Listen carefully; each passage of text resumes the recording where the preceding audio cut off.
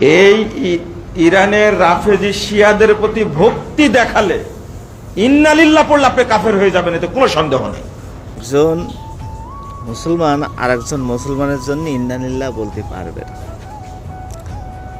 এই কথাটা বলেছেন শায়েখ মুজাফফর বিন মহসিন। ওই যে ইরানে যুদ্ধ হচ্ছে না, এই যুদ্ধ নিয়েই বলিছে যে ওরা শিয়া, ওরা মরলেও ইন্নালিল্লাহ বলা যাবে না। ভাই এত দণ্ড কেন তোকের মধ্যে, এত দণ্ড কেন? আমার এইটা তো বুঝি ধরে না। একজন মুসলমান আর একজনের মুসলমানের পিছনে তোরাই লাগোস। আজকের এই যুদ্ধের মূল কারণ হচ্ছে সৌদি আরব, কাতার, ওমান, বাহরাইন, কুয়েত, এরাই সব মুসলমান দেশ।